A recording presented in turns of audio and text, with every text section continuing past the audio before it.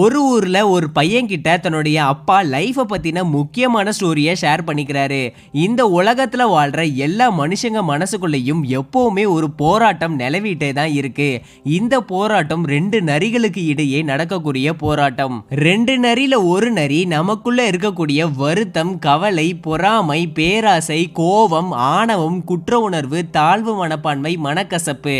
அதுவே இன்னொரு பக்கம் இருக்கக்கூடிய நரி மகிழ்ச்சி, கருணை, உண்மை, சமாதானம், நிம்மதி, சுயமரியாதை, நம்பிக்கை. இவ்வளவும் கேட்டுட்டு இருந்த அந்த பையன் அப்பா கிட்ட இந்த போராட்டத்தோட முடிவுல எந்த நரிப்பா ஜெயிக்கும்னு கேக்குறான். அதுக்கு அப்பாவோ சிரிச்சிட்டு பதில் சொல்றாரு, நீ எதுக்கு அதிகமா சாப்பாடு போடுறியோ அதுதான் நின்னு ஜெயிக்கும்னு. இந்த கதை எவ்வளவுதான் சிம்பிளா இருந்தாலும் இதுல 1000 அர்த்தம் அடங்கி இருக்கு. எக்ஸாக்டா இதே பிரின்சிபலை தான் நோஃபேபை குறிப்பிட்ட நாட்களுக்கு பிராக்டிஸ் பண்ணும்போது நம்ம பிரெயின்ல செக்ஷுவல் அர்ஜஸ்க்கும் நோஃபேபுக்கும் இடையில போராட்டம் நடக்கும். இதுல யாரை ஜெயிக்க வைக்கிறதுன்ற சாய்ஸ் உங்க கையில தான் இருக்கு. செக்ஷுவல் அர்ஜஸ் வந்தா எஜாக்குலேட் பண்ணணும்னு முடிவெடுத்தா கெட்ட நரிக்கு அதிக தீனி போடுற மாதிரி ஆகிடும். கடைசியில நீங்க ஆசைப்படுற எந்த பெனிஃபிட்ஸும் உங்களுக்கு வந்து சேராது. இந்த சின்ன மோட்டிவேஷனோட இன்னைக்கு வீடியோல 90 டேஸ் நோஃபேப் பிராக்டிஸ் பண்ணா என்ன மாதிரியான மாற்றங்கள் டே பை டே நடக்கும்னு ஒருத்தருடைய நோஃபேப் சக்சஸ் ஸ்டோரி மூலமா அவருடைய பெர்ஸ்பெக்டிவ்ல இருந்து பார்க்கலாம். அதனால இந்த வீடியோவை கூர்ந்து கவனிங்க. அப்பதான் நான் சொல்லக்கூடிய பெனிஃபிட்ஸ் உங்களுக்கு முழுமையா புரியும். ஸோ எந்த விதமான டைம் வேஸ்டும் இல்லாம வீடியோக்குள்ளார போகலாம். வீடியோக்குள்ள போகிறதுக்கு முன்னாடி நீங்க இந்த சேனலுக்கு புதுசா வந்திருந்தீங்கன்னா மறக்காம சப்ஸ்கிரைப் பண்ணுங்க. அப்பதான் நான் போஸ்ட் பண்ணக்கூடிய செல்ஃப் இம்ப்ரூவ்மெண்ட் வீடியோஸ் உங்களுக்கு உடனுக்குடன் வந்து சேரும். 3 இருந்து 4 வருஷத்துக்கு முன்னாடி நான் ரொம்பவே இன்ட்ரோவர்ட்டட் பர்சனா இருந்தேன். ஒருவித சோகம் எப்பவுமே என்னை சுத்தி இருந்துட்டே இருக்கும். வெளியிடங்களுக்கு போகும்போது என்னை சுத்தி நிறைய ஆட்கள் இருந்தா மோசமா அன்கம்ஃபர்டபுளா ஃபீல் பண்ணுவேன். முக்கியமா குரூப் ஆஃப் பொண்ணுங்க ஒரு இடத்துல நின்றுட்டு இருந்தா அங்க போக எனக்கு சுத்தமா கான்ஃபிடன்ஸ் இருக்காது. எங்க என்னை பார்த்து சிரிச்சிருவாங்களோ இல்லைன்னா நான் அசிங்கமா இருக்கேன்னு கமெண்ட் பண்ணிருவாங்களோன்னு ஒரு வித பய உணர்வு இருந்துட்டே இருக்கும். இன்டர்நெட்ல நிறைய பேர் நோஃபேபோட பெனிஃபிட்ஸை லிஸ்ட் அவுட் பண்ணுவாங்க. அதை பார்க்க சொல்ல ட்ரை பண்ணலாம்னு தோணும். பட் நான் ரொம்பவே பான்ன்ற மாயான உலகத்துல மூழ்கி இருந்த காரணத்தினால நாட்களை இன்னைக்கு பண்ணலாம் நாளைக்கு பண்ணலாம்னு ஸ்கிப் பண்ணிட்டே இருந்தேன். இந்த 90 டேஸ் ஜேர்னில எடுத்த உடனே நான் சக்சஸ்ஃபுல்லா முடிச்சிடல. மொத்தமா 3 வாட்டி இந்த சேலஞ்சில் ஃபெயில் ஆகியிருக்கேன். ஒரு வழியாக என்னுடைய 90 டேஸ் நோஃபேப் ஜேர்னியை சக்ஸஸ்ஃபுல்லாக முடிச்சிட்டேன். இந்த ஜேர்னியில் டே பை டே எனக்கு கிடைச்ச மாற்றங்கள் உடம்பளவுலையும் சரி மனசளவிலையும் சரி நிறையவே இருக்குது.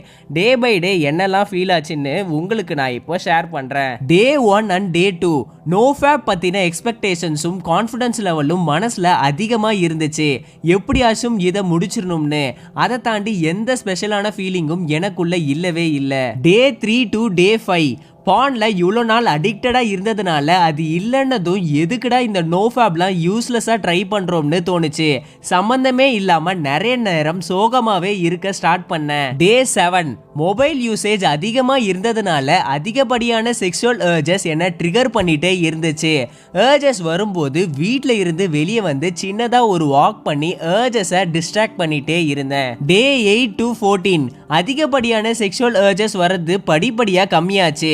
அதே நேரம் என்னுடைய மோட்டிவேஷனும் மூடும் பேடான நிலையில இருந்துச்சு. எக்ஸசைஸ் பண்ணணும்னு மனசுல தோணிட்டே இருந்தாலும் அன்மோட்டிவேட்டடா இருந்த காரணத்தினால சுத்தமா எந்த விஷயத்தையும் செய்ய பிடிக்கல. ஆனா எப்படியோ என்னை புஷ் பண்ணி எக்ஸசைஸ் பண்ண ஸ்டார்ட் பண்ணேன். டே 14 டு 21 இன்னும் ஒஸ்டான சிச்சுவேஷனுக்குள்ள என்னுடைய மனநிலை போச்சு. டெய்லி ரசிச்சு கேட்கக்கூடிய பாடல்களை கூட ரசிச்சு கேட்க முடியாத நிலையில இருந்தேன். என்ன பத்தின டவுட்ஸ் எனக்குள்ளவே வர ஆரம்பிச்சுது. எங்க எனக்கு இதை பிராக்டிஸ் பண்றதுனால செக்ஸ்ல இன்ட்ரெஸ்ட் இல்லாம போயிடுமோன்னு பயம் இருந்துட்டே இருந்துச்சு. டே 23 டு 30 என்னுடைய பெட்டை விட்டுக்குள்ள எழுந்திருக்க எனக்கு சுத்தமா பிடிக்கல. இதுதான் ஃபிளாட் லைன் பீரியட்னு சொல்லுவாங்க. இந்த நிலையில உங்களுடைய மோட்டிவேஷனும் மனசும் 0 லெவல்ல இருக்கும். இந்த பீரியட் எந்த டேஸ்ல கரெக்டா வரும்னு யாராலையும் சொல்ல முடியாது. அது உங்களுடைய பான் அடிக்ஷன் லெவலையும் பாடி டைப் பொறுத்து தான் நடக்கும். இந்த ஒஸ்டான பீரியட் எனக்கு சீக்கிரமா முடிஞ்சிடணும்னு வேண்டிக்கிட்டே இருந்தேன். டே 32 டு டே 40 ஒரு வழியா என்னுடைய ஃபிளாட் லைன் பீரியட் என்னை விட்டு போகிறத உணர ஆரம்பிச்சேன். ஒருவித கிளியர் மைண்ட் ஸ்டேட் எனக்குள்ள வர ஆரம்பிச்சது. எனக்கு பிடிச்ச மூவிஸை பார்க்க ஆரம்பிச்சேன். முன்னெல்லாம் மூவிஸ் பார்த்தா நடுவுலயே அந்த படத்தோட ஸ்டோரி லைன் எனக்கு மறந்து போகும். அதனால ரீவைன் பண்ணி பண்ணி பார்ப்பேன். பட் இப்போ கிளியர் மைண்ட் ஸ்டேட் இருக்கிறதுனால அந்த பிரச்சனை இல்லாம போச்சு. நான் வாழ்ற ஒவ்வொரு செகண்டையும் பிளசண்டா ஃபீல் பண்ணி வாழ ஆரம்பிச்சேன். டே 41 to 50 எனக்கு பிடிக்காம போன மியூசிக்கை என்ஜாய் பண்ணி கேட்க ஆரம்பிச்சேன். ஒரு நாள் காலையில வாக்கிங் போக சொல்ல எதிரில் டாகை வாக்கிங் கூட்டிட்டு வந்த ஒரு பொண்ணு என்னை பார்த்து சின்னதா ஒரு ஸ்மைல் பண்ணாங்க. அது எனக்கு ரொம்பவே ஹாப்பியான ஃபீலை தந்துச்சு. முன்னெல்லாம் இந்த சுச்சுவேஷன் எனக்கு ஏற்பட்டா ஒன்று அந்த பொண்ணை தப்பா நினைப்பேன், இல்லைனா என்ன அந்த பொண்ணு தப்பா ஏதாச்சும் நினைச்சிருமோன்னு எம்பாரஸ்டா ஃபீல் பண்ணுவேன். ஆனா இன்னைக்கு நான் உணர்ந்த ஃபீல் முற்றிலுமா மாறுதலா இருந்துச்சு. இந்த நோஃபேப் எனக்கு ஒரு கான்ஃபிடன்ட் ஃபீலை தந்துச்சு. டே 51 to 60 முன்னாடிலாம் என்னுடைய முகத்தை கண்ணாடியில் பார்க்கும்போது சுத்தமா எனக்கே பிடிக்காது. ஆனா இப்போ நான் எப்போல்லாம் என்னுடைய ஃபேஸை மிரர்ல பார்க்குறனோ என்ன நினைச்சு எனக்கே ஒரு ப்ரௌட் ஃபீல் வந்துட்டே இருக்கும். இவ்வளோ நாள் என்னுடைய மைண்ட் செட் தான் தப்பா இருந்திருக்குன்னு புரிய ஆரம்பிச்சுது. இது என்னுடைய சோஷியல் என்சைட்டியை போக வைக்க அடித்தளமா இருந்துச்சு. டெய்லி ரன்னிங் போக சொல்ல எனர்ஜி ரொம்பவே ஹைல இருக்கா மாதிரி ஃபீல் பண்ண ஆரம்பிச்சேன். டே 61 அன்னைக்கு டாகோட வாக்கிங் வந்த அதே பொண்ணு அதே நேரம் என் முன்னாடி வந்தாங்க. ஆனா எந்த விதமான பிளானிங்கும் தயக்கமும் இல்லாம அந்த பொண்ணு கூட கான்வர்சேஷனை ஸ்டார்ட் பண்ண ஆரம்பிச்சேன். ஏன்னா அந்த டாக் மேலே கியூரியஸாக இருந்ததுனால சப்கான்ஷியஸாக இந்த விஷயம் நடந்துச்சு. ஆனால் நோஃபேப் ப்ராக்டிஸ் பண்ணுறதுக்கு முன்னாடி அந்த பொண்ணு எதிரில் வந்தா ஒன்று தலையை குனிஞ்சுப்பேன், இல்லைனா வேற எங்கேயோ பார்க்குற மாதிரி எம்பாரஸ்ட் ஃபீலோட பாஸ் பண்ணி போயிடுவேன். டே 62 to 70 வார்த்தையில் சொல்ல முடியாத அளவில் கான்ஃபிடென்ஸை உணர ஆரம்பித்தேன். என்னுடைய வாக்கிங் ஸ்டைலும் கூலாக மாறிச்சு. ஒரு புது ஸ்கில்லை கற்றுக்கணும்ன்ற மனநிலை எனக்கு வந்துச்சு. அதனால் பியானோ வாசிக்க ஆரம்பித்தேன் ஒரு ஹாபியா. டே 71 to 80 காரணமே இல்லாம வரக்கூடிய சோகம் என் மனசுல இந்த நிலையில வரவே இல்லை. ஏதாச்சும் பொருள் வாங்க கடைக்கு போனா கடைக்காரர் கிட்ட கூட பேச தயங்குனா அன்னைக்கு நான் நின்று அந்த கேஷியர் கூட ஸ்மைல் பண்ணி 5 மினிட்ஸ் மேல கான்வர்சேஷன் வச்சுட்டு இருந்தேன். கொஞ்சம் கொஞ்சமா இந்த நோஃபேப் எனக்கு ஒரு லைஃப் ஸ்டைலா மாறணும்ன்ற ஆசை எனக்குள்ள வர ஆரம்பிச்சுது. டே 81 to 90 நான் ஒரு கேமராவை பர்ச்சேஸ் பண்ணேன். போட்டோகிராஃபி பத்தின நிறைய விஷயங்களை தெரிஞ்சுக்கணும்னு ஆர்வம் வந்துச்சு. 3 மாசம் நோஃபேப் பிராக்டிஸ் பண்ணதுலயே இவ்வளோ பெனிஃபிட்ஸ் எனக்கு கிடைச்சிது. ஒரு மனுஷன் எப்போ கான்ஃபிடன்ஸோட தன்னுடைய லைஃப்பை எதிர்கொள்றானோ அன்னைக்கு தான் பாஸ்ட்டை பத்தின கவலை இருக்காது, ஃபியூச்சரை நினைச்சு பயமும் இருக்காது. அகைன் என்னுடைய ஓல்டர் வெர்ஷனுக்கு கண்டிப்பா என்னைக்கும் போயிடக்கூடாதுன்னு அந்த ஜேர்னியை கண்டினியூ பண்ணலாம்ன்ற மைண்ட் செட் எனக்குள்ள வந்துச்சு. அதுக்கப்புறம் எந்த சோகமும் கவலையும் எனக்கு வரலையான்னு கேட்டா நிச்சயமா நிறையவே வந்துச்சு.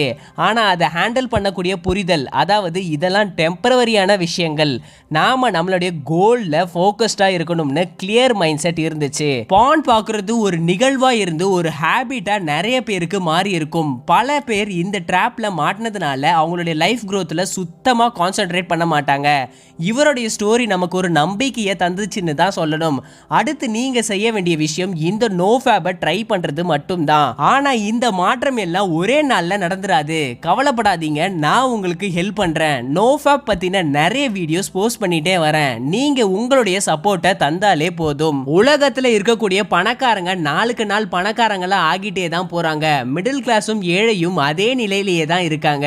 நம்மளுடைய ஃபினான்ஷியல் நிலை மாறணும்னா சில விஷயங்களை தெரிஞ்சுக்கிட்டே தான் ஆகணும்.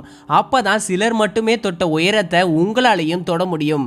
அது என்னன்னு தெரிஞ்சுக்க ஆல்ரெடி நம்ம சேனல்ல ஒரு வீடியோ போட்டிருக்கோம், மறக்காம அதை செக் பண்ணி பாருங்க. நான் லிங்கை டிஸ்கிரிப்ஷன்ல தரேன். ஓகே ஃப்ரெண்ட்ஸ், இந்த ஒரு வீடியோ உங்களுக்கு ரொம்பவே இன்ட்ரெஸ்டிங் அண்ட் ஹெல்ப்ஃபுல்லாகவும் இருந்திருக்கும்னு நினைக்கிறேன். இந்த வீடியோ பிடிச்சிருந்தா கீழே இருக்க தம்ஸ் அப் பட்டனை கிளிக் பண்ணிக்கோங்க. இதே மாதிரியான செல்ஃப் இம்ப்ரூவ்மெண்ட் வீடியோஸ் உங்களுக்கு தொடர்ந்து வேணும்னா நம்ம சேனலில் மறக்காமல் சப்ஸ்கிரைப் பண்ணிக்கோங்க. ஸோ இதே மாதிரியான வீடியோஸோட உங்களை நான் சந்திக்கிறேன்.